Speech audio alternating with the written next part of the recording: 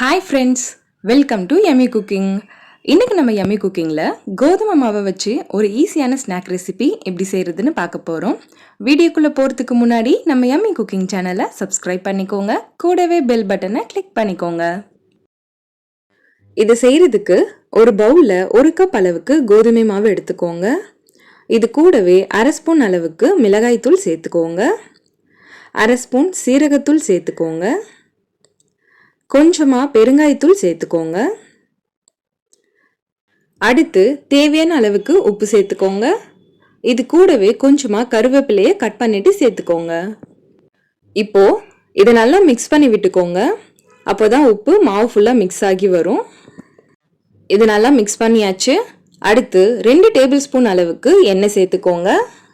எண்ணெயை சூடு பண்ணிலாம் சேர்க்க வேண்டாம், அப்படியே சேர்த்துக்கலாம். இப்போ இது நல்லா மிக்ஸ் பண்ணி விட்டுக்கோங்க. நல்லா மிக்ஸ் பண்ணியாச்சு. அடுத்து இதுல கொஞ்சம் கொஞ்சமா தண்ணி சேர்த்து சப்பாத்தி மாவு பதத்துக்கு பிசைஞ்சு எடுத்துக்கோங்க. இப்ப பாருங்க, மாவை இந்த அளவுக்கு நல்லா சாஃப்டா பிசைஞ்சு எடுத்துக்கோங்க. அப்போதான் நமக்கு தட்டை நல்லா கிறிஸ்பியா கிடைக்கும். அடுத்து நம்ம ரெடி பண்ணி வச்சிருக்க மாவை சப்பாத்தி செய்யறதுக்கு உருண்டைகள் ரெடி பண்ற மாதிரி கொஞ்சம் பெரிய சைஸ்ல உருண்டைகளா ரெடி பண்ணி வச்சுக்கோங்க. இதே மாதிரி எல்லா மாவையும் உருண்டைகளை ரெடி பண்ணி வச்சுக்கோங்க.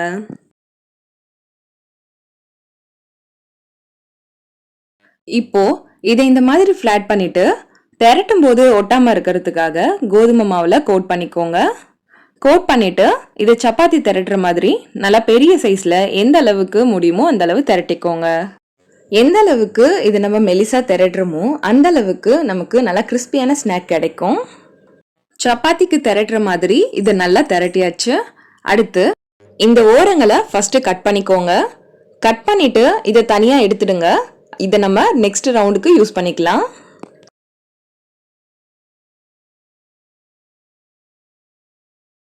சைடெல்லாம் கட் பண்ணிட்டு எக்ஸஸ் மாவை ரிமூவ் பண்ணியாச்சு. இப்போ இதை நான் ஸ்கொயர் ஷேப்ல கட் பண்ணிக்க போறேன். நீங்க ட்ரையாங்கிள் ஷேப், டைமண்ட் ஷேப்னு உங்களுக்கு எந்த ஷேப் வேணுமோ அந்த மாதிரி நீங்க கட் பண்ணிக்கலாம். இப்போ இது ஃபுல்லா கட் பண்ணியாச்சு. அடுத்து ஒரு ஃபோர்க் யூஸ் பண்ணி நம்ம கட் பண்ணி வச்சிருக்க எல்லா பீசஸ்லயுமே ஹோல்ட் பண்ணிக்கோங்க.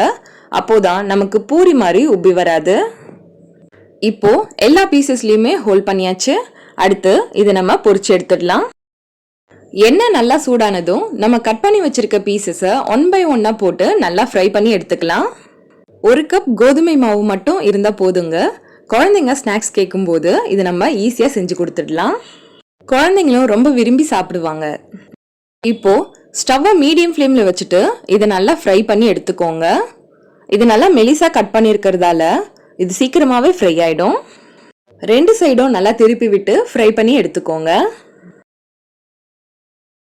இப்ப பாருங்க, இது நல்லா ஃப்ரை ஆயிட்டு கலர் மாறி வந்துருச்சு. இதை நம்ம வெளியே எடுத்துடலாம். இப்போ நல்லா கிறிஸ்பியான ஸ்நாக் ரெடி ஆயிடுச்சு. இதே மாதிரி நீங்களும் வீட்டில் ட்ரை பண்ணி பாருங்க, ரொம்ப டேஸ்டா இருக்கும். ஓகே ஃப்ரெண்ட்ஸ், உங்களுக்கு இந்த ரெசிபி பிடிச்சிருந்தா நம்ம யம்மி குக்கிங் சேனலை சப்ஸ்கிரைப் பண்ணுங்க, லைக் பண்ணுங்க, ஷேர் பண்ணுங்க. அண்ட் நீங்க ட்ரை பண்ணி பார்த்துட்டு எப்படி இருந்ததுன்னு கமெண்ட் பண்ணுங்க.